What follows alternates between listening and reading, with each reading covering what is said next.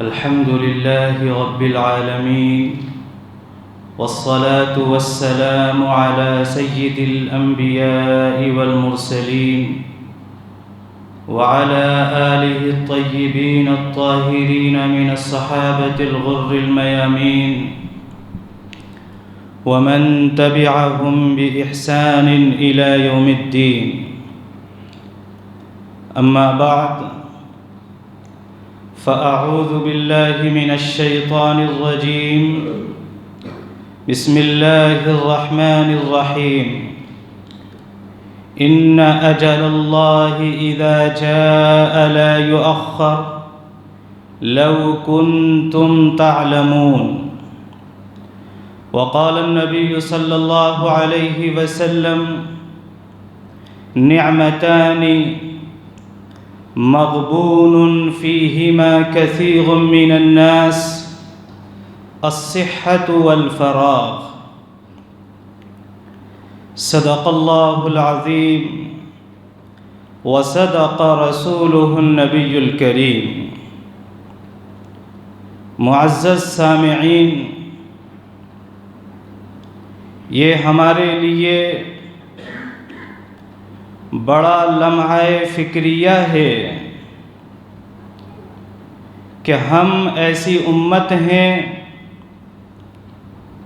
جسے اللہ تبارک و تعالی نے عبادتوں کی ٹائمنگ عطا فرما کر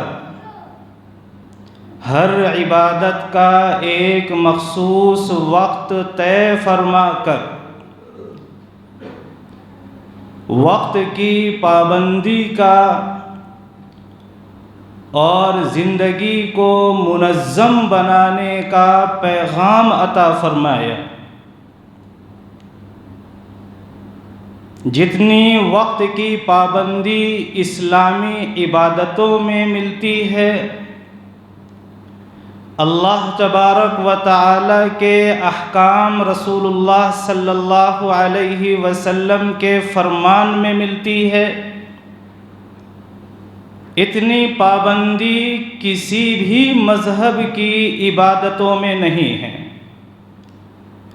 تو یہ امت جسے وقت کی پابندی کا پیغام دیا گیا تھا، آج سب سے زیادہ غیر پابند اور غیر منظم ہے. معمولات سے خالی، نظام العمل سے خالی سب سے زیادہ ہماری زندگی ہے. مسلمانوں میں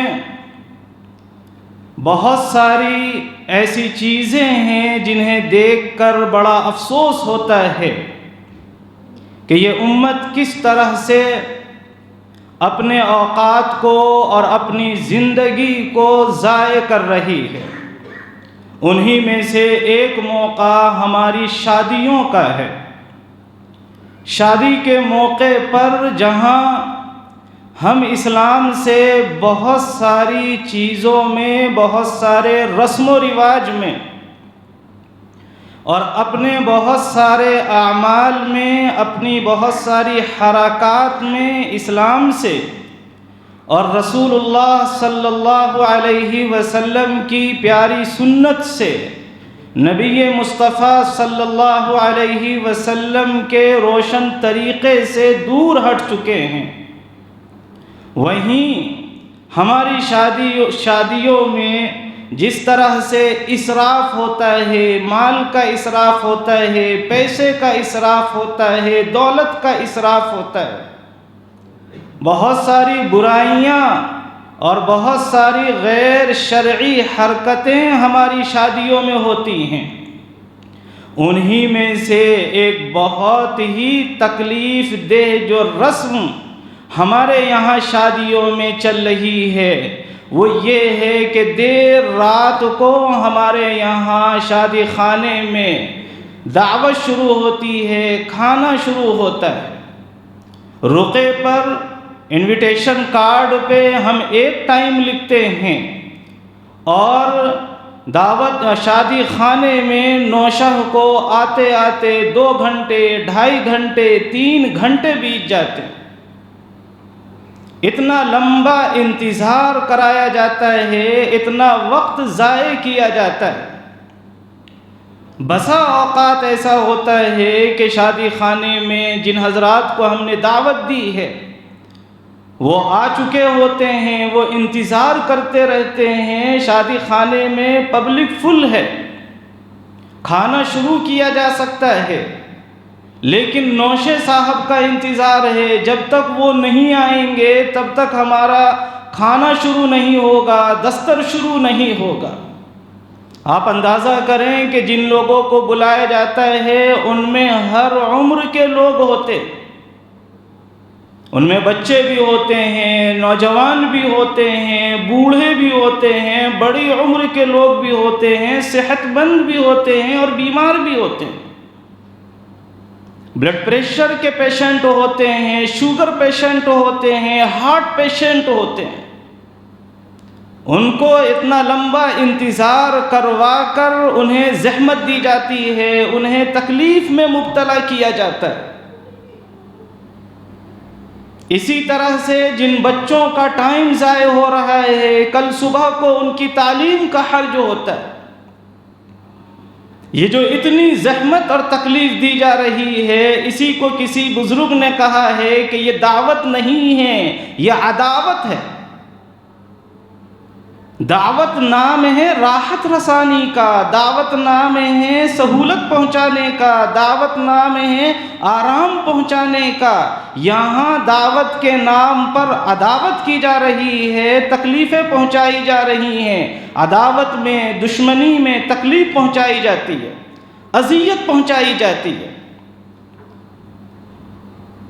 تو ان بیماروں کو، بڑی عمر کے لوگوں کو انتظار کی زحمت دینا، یہ ایک طرح کی تکلیف میں انہیں مبتلا کرنا ہے جو کسی بھی اعتبار سے درست نہیں ہے۔ ان کی بیماری کے اضافے کا، بیماری میں زیادتی کا سبب ہوتی ہے یہ چیز۔ جو لوگ صحت مند بھی ہیں، جب وہ تاخیر سے، لیٹ سے کھانا کھاتے ہیں اور وہ کھانا کھا کر سو جاتے ہیں، پیٹ بالکل فل رہتا ہے، تو یہ بھی بہت ساری بیماریوں کو یہ چیز پیدا کرتی ہے، جنم دیتی ہے۔ یہ جو ہمارا طریقہ ہے کہ دعوتوں میں تاخیر سے نوشے کا آنا، یہ بالکل غیر درست طریقہ ہے، اور تاخیر سے کھانا شروع کرنا یہ بالکل غیر اسلامی طریقہ ہے، یہ درست طریقہ نہیں ہے۔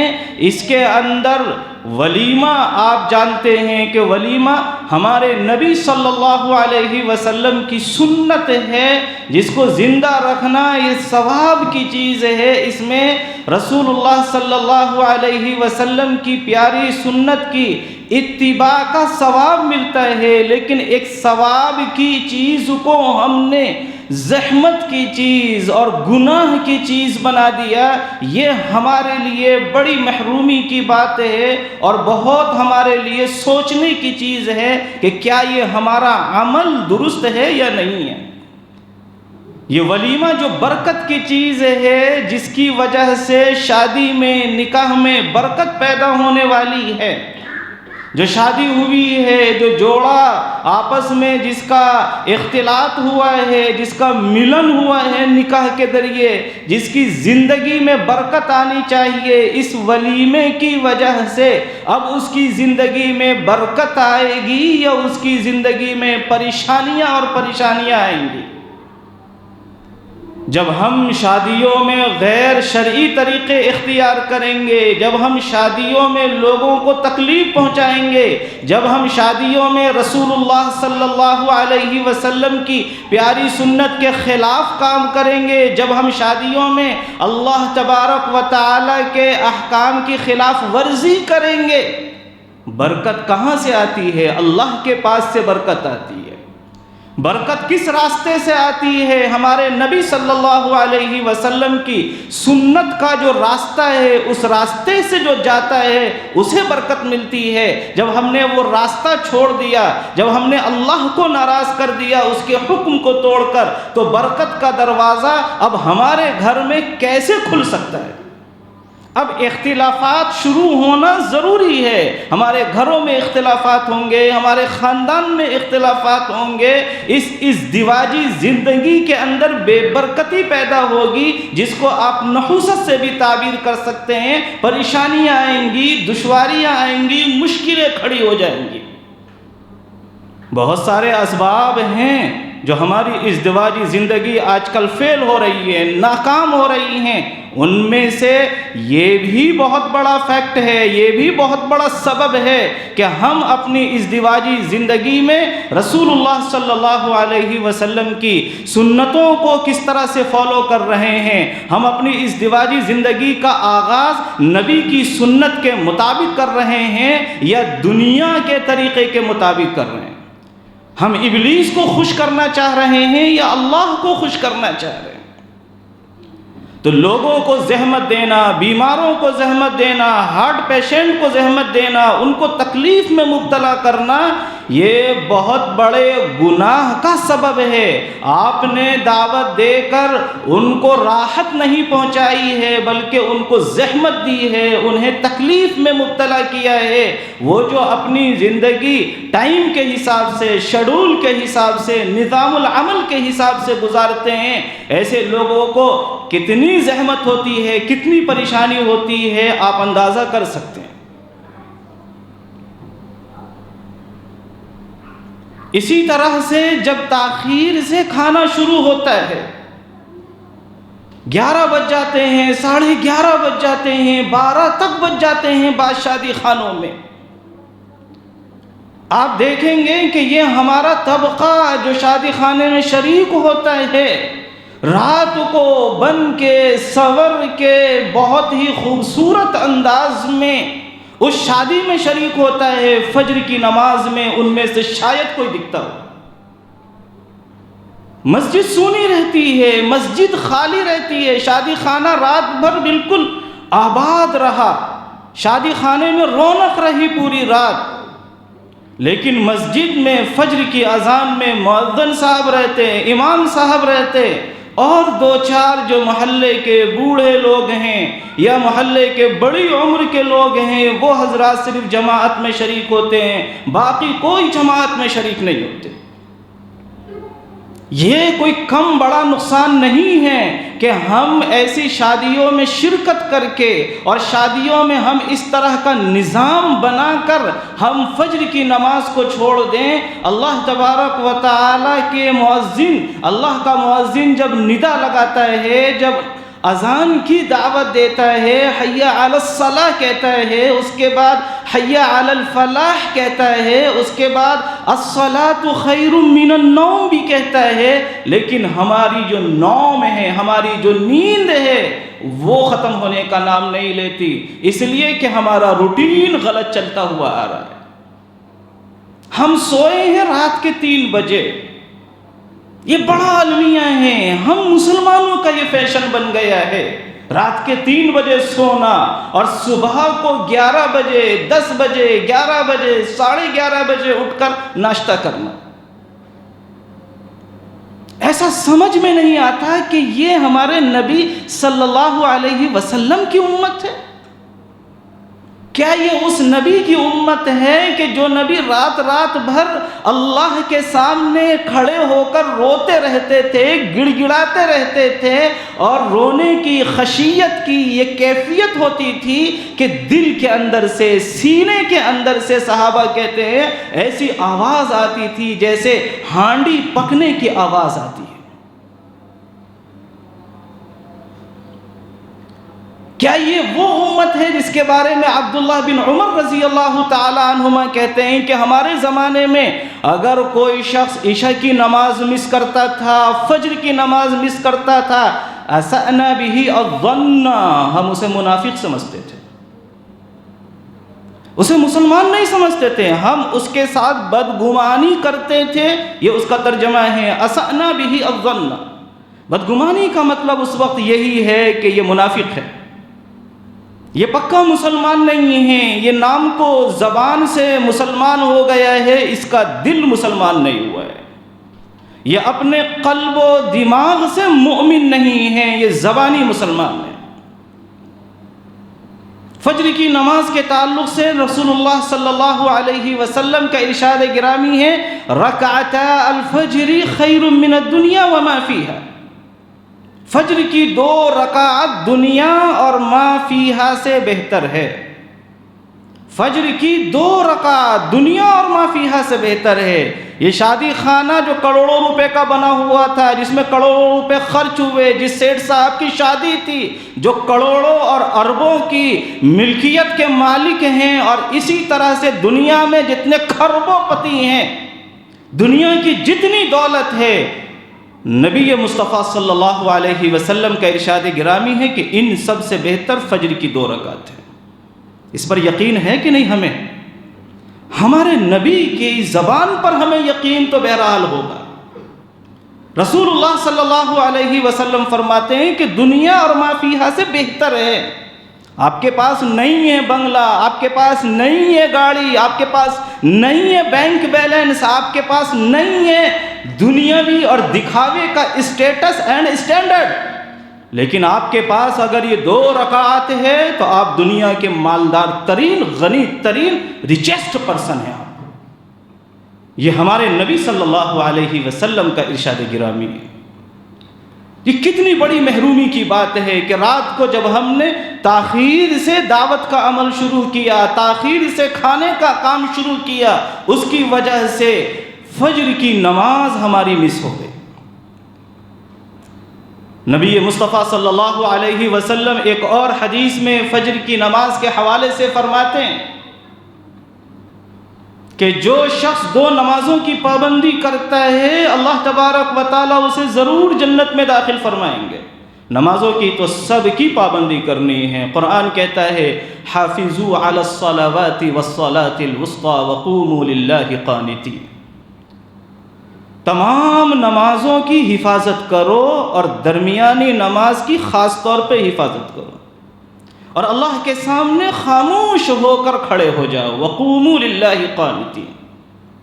تو ویسے تو تمام نمازوں کا اہتمام کرنا ہے، پابندی کرنی ہے، لیکن 2 نمازوں کی خصوصیت رسول اللہ صلی اللہ علیہ وسلم کی زبان مقدس کہتی ہے، من صلی البردین ادخلہ اللہ الجنہ، 2 ٹھنڈی نمازیں جو پڑھتا ہے اللہ اسے جنت میں داخل فرماتے ہیں۔ 2 ٹھنڈی نمازیں، ٹھنڈی نماز سے مراد ہے ایک عصر کی نماز اور ایک فجر کی نماز۔ یہ مطلب نہیں ہے کہ باقی ساری نمازیں چھوڑ دینی ہیں، یعنی ان کا زیادہ اہتمام کرنا ہے، اتنا اہتمام کرنا ہے کہ تکبیر اولیٰ بھی مس نہ ہو، اس طرح کا اہتمام کرنا ہے۔ اتنا اہتمام کرنا ہے کہ کبھی کوئی رکعت نہ چھوٹے، اتنا اہتمام کرنا ہے کہ فجر سے پہلے کی جو 2 رکعت سنت ہے وہ بھی ہماری نہ چھوٹے۔ اس طرح سے غیر معمولی ہمیں اہتمام کرنا ہے۔ اس چیز کی طرف اشارہ فرمایا ہے ہمارے نبی صلی اللہ علیہ وسلم نے۔ اسی طرح سے ایک اور حدیث میں رسول اللہ صلی اللہ علیہ وسلم کا ارشاد گرامی ہے کہ جو شخص فجر کی نماز کی حفاظت کرتا ہے لن یلج النار، وہ جہنم میں ہرگز ہرگز داخل نہیں ہو سکتا۔ اب ہم اندازہ لگا لیں کہ ہماری کتنی قوم جہنم سے محفوظ رہنے والی ہے۔ مسجدوں کا آپ اندازہ لگائیں، مسجدوں کا سروے کریں کہ فجر کی نماز میں کتنی صفیں بھرتی ہیں۔ مسجد الحمدللہ ہمارے شہر میں ایک سے ایک عالیشان مسجد ہے، بڑی سے بڑی مسجد بھی ہے، بڑے سے بڑے رقبے والی مسجد بھی ہے۔ مکہ مسجد کو بھی آپ چلے جائیں اور دیکھیں کہ فجر کی نماز میں کتنے لوگ رہتے ہیں۔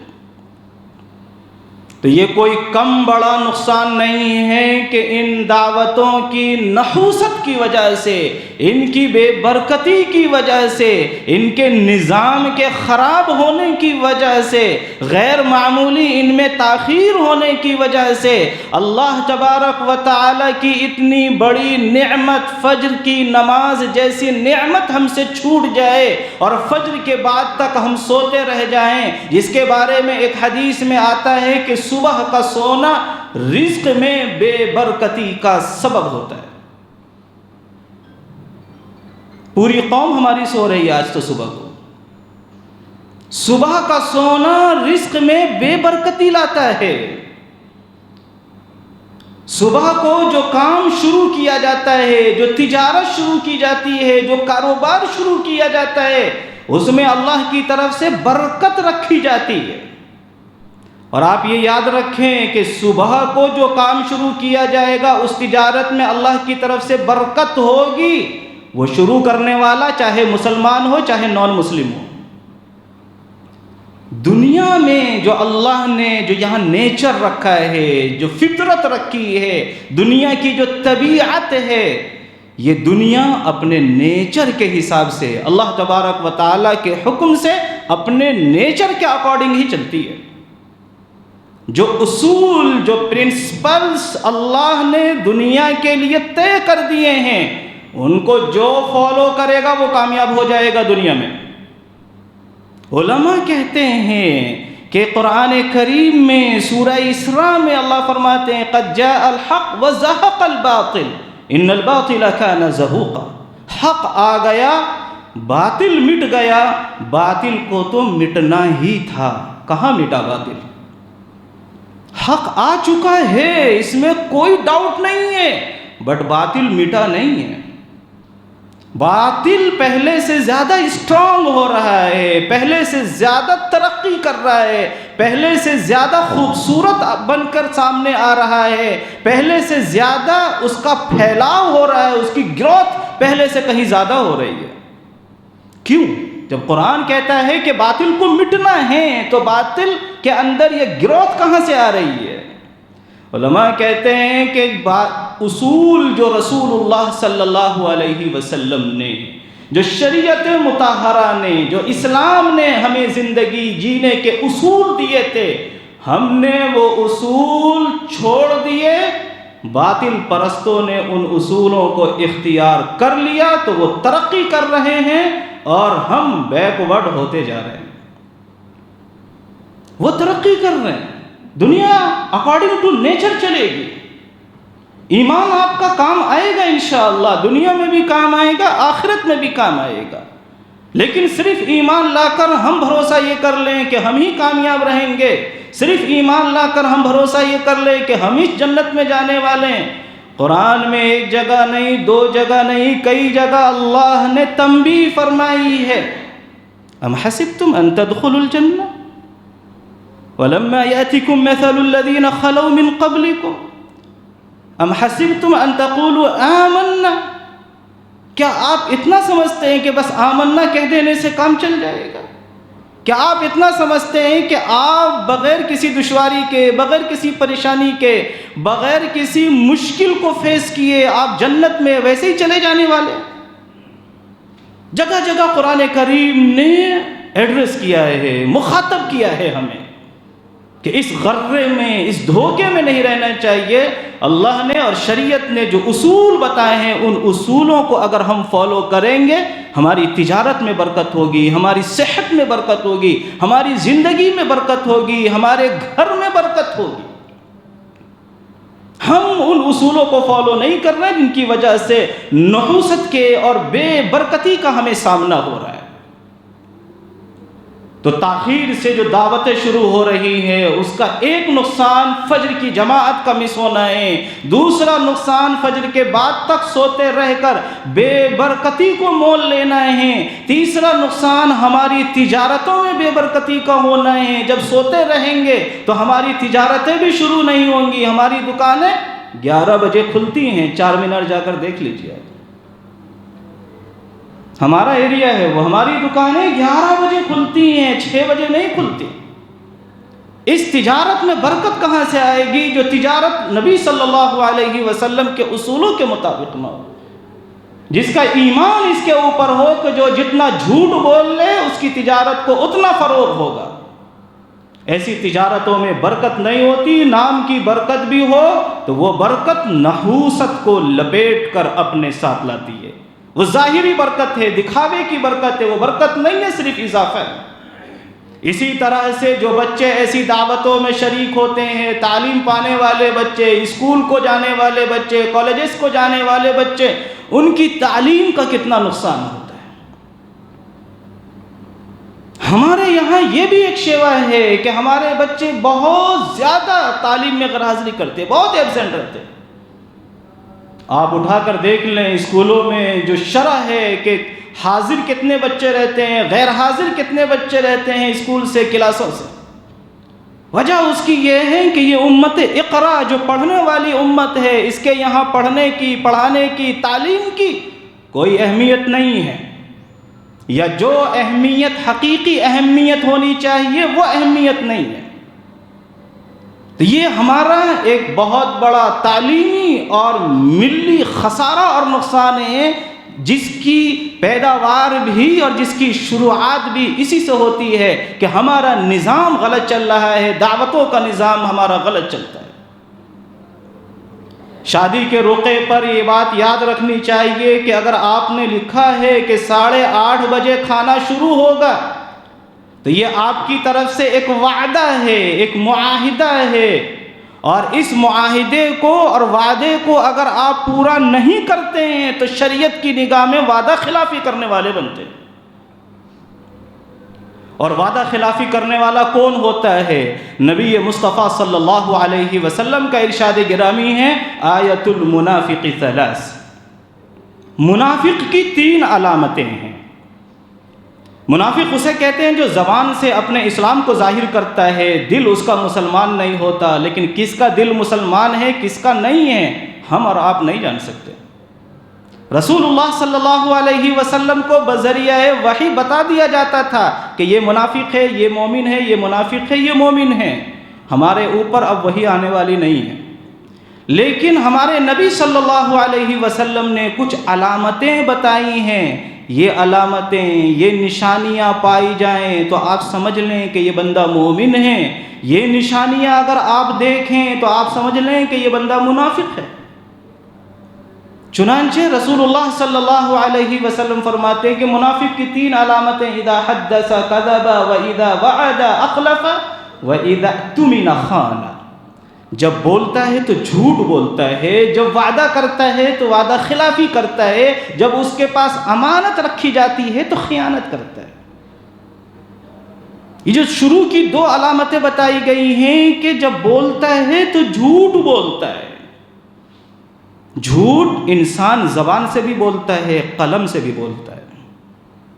ضروری نہیں کہ انسان زبان سے ہی جھوٹ بولے۔ اگر ہم نے پہلے ہی ہماری نیت یہ ہے کہ 8:30 کو لکھ دو، جانے والے نہیں ہے شادی خانے میں، جانا تو ہے 11:30 کے بعد ہی، لکھ دو 8:30 کو، یہ جھوٹ ہے۔ اور یہ منافق کی علامت ہے۔ منافقین جھوٹ بولتے ہیں، یہ ہم نے رائٹنگ میں، تحریر میں ہم نے جھوٹ کا ارتکاب کیا ہے۔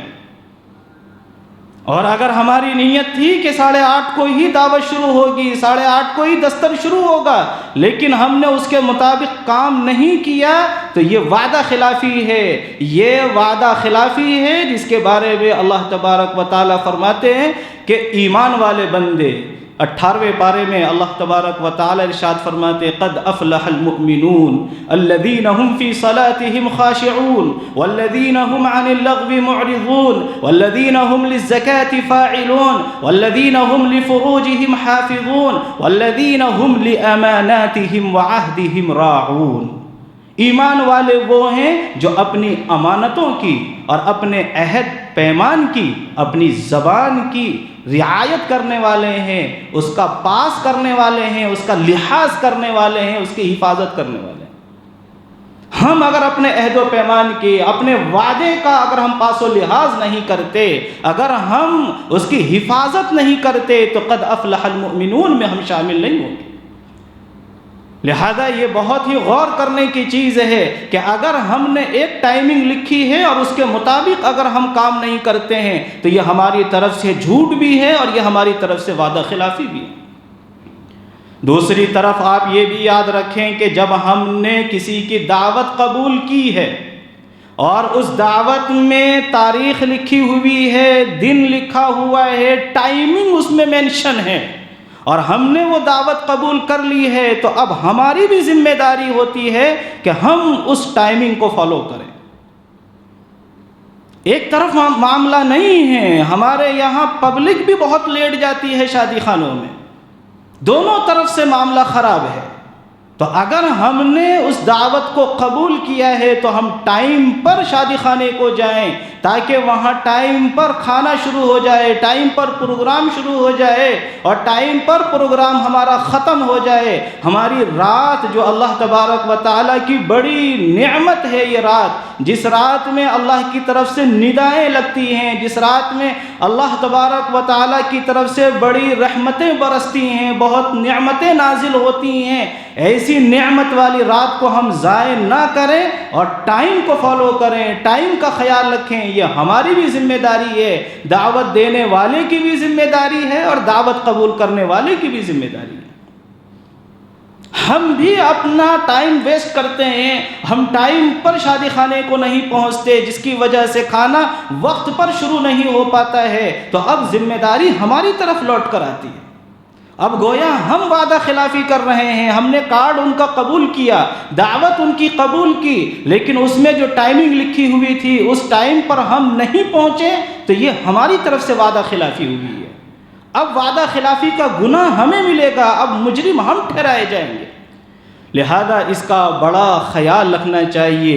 یہ جو زندگی ہے مسلمانوں ہمارے پاس، یہ اللہ کی امانت ہے، اس کی ایک ایک گھڑی کا حساب ہونے والا ہے کل قیامت کے دن، ایک ایک لمحے کا حساب ہونے والا ہے، اور جب موت آ جائے گی آپ حسرت کرتے رہ جائیں گے کہ ایک کاش 2 منٹ کا اور ٹائم مل جاتا اور میں 2 رکعت نماز پڑھ لیتا، لیکن پھر مہلت نہیں ملے گی۔ ان اجل اللہ اذا جاء لا یؤخر، اللہ کی طرف سے جو ٹائمنگ فکس ہے، جب وہ ٹائم ہو جاتا ہے تو اب اس میں کوئی تاخیر نہیں کی جاتی۔ لو کنتم تعلمون، اللہ فرماتے ہیں کاش تمہیں علم ہوتا، کاش تم جانتے اس کی اہمیت کو اور اس کی واقعیت کو، اس کی صداقت کو، اس کی ریالٹی کو جانتے۔ جب انسان کے جانے کا وقت آ جاتا ہے پھر کوئی مہلت نہیں ملے گی۔ عبداللہ بن عمر رضی اللہ تعالی عنہما ایک مرتبہ سفر میں تھے، دوران سفر ایک قبر پر نگاہ پڑی، وہاں اتر کر انہوں نے 2 رکعت نماز پڑھی۔ نماز کے بعد ان کے ساتھیوں نے پوچھا کہ حضرت کیا یہ کسی بزرگ کی قبر ہے؟ آپ نے یہاں پہ نماز کیوں پڑھی؟ کوئی بڑے آدمی تھے، اس وجہ سے آپ نے نماز پڑھی، کیا ریزن کیا تھا نماز پڑھنے کا؟ انہوں نے کہا کہ ایک مرتبہ نبی مصطفیٰ صلی اللہ علیہ وسلم کا ایک قبر کے پاس سے گزر ہوا تھا، آپ صلی اللہ علیہ وسلم نے فرمایا تھا کہ قبر کے اندر یہ لوگ حسرت کر رہے ہوں گے کہ کاش ہمیں اتنی مہلت ملتی کہ ہم 2 رکعت نماز پڑھ لیتے، اس کا ثواب ہمارے نامہ اعمال میں ایڈ ہو جاتا، جس کا فائدہ ہمیں محسوس ہوتا، لیکن یہ حسرت ہی رہ جائے گی، اس کے اوپر عمل نہیں کر سکتے۔ وہ مجھے حدیث یاد آ گئی اور مجھے یہ چیز یاد آ گئی کہ یہ بندہ حسرت میں ہوگا، تو میں کہیں حسرت میں نہ رہوں، اس لیے میں نے یہ 2 رکعت اللہ کے لیے پڑھی ہے، بزرگ کے لیے نہیں پڑھی۔ کب کس کا وقت آ جائے گا، زندگی کا دی اینڈ کب ہو جائے گا کوئی نہیں جانتا۔ اس کے بعد 1000 تمنائیں، منتیں، سماجتیں کرتے رہیں، آرزویں کرتے رہیں، لیکن دوبارہ واپس نہیں آ سکتے۔ لہٰذا ہمیں اس کا خیال رکھنا چاہیے۔ ہماری شادیوں کے اندر جو مال کا اسراف ہو رہا ہے، جو ٹائمنگ کا اسراف ہو رہا ہے، دونوں اسراف ہیں، ویسٹ آف منی بھی ہے، ویسٹ آف ٹائم بھی ہے ہماری شادیوں کے اندر۔ ان چیزوں پر کنٹرول کرنا یہ ہماری ایک مسلمان ہونے کی حیثیت سے، نبی مصطفیٰ صلی اللہ علیہ وسلم کی امت ہونے کی حیثیت سے، ایک ذمہ دار باشعور شہری اور اللہ کا بندہ ہونے کی حیثیت سے، کل قیامت کے دن ایک ایک عمل کا، ایک ایک گھڑی کا حساب و کتاب دینا ہے، یہ سوچ کر ہمارے لیے ضروری ہے کہ ہم ان چیزوں کو ختم کریں، ٹائمنگ کا ہم خیال کریں، اپنی زندگی کو منظم کریں، اپنی زندگی کو ایک نظام کے تحت چلائیں، اور پھر اللہ تبارک و تعالیٰ کی طرف سے اس کی برکتیں بھی محسوس ہوں گی۔ اللہ تبارک و تعالیٰ ہماری زندگیوں میں برکت عطا فرمائے، اللہ تبارک و تعالیٰ بے راہ روی سے ہماری حفاظت فرمائے، اللہ تعالیٰ غلط چیزوں سے، اسراف سے ہمارے تمام تقریبات کی حفاظت فرمائے۔ وآخر دعوانا الحمد للہ رب العالمین۔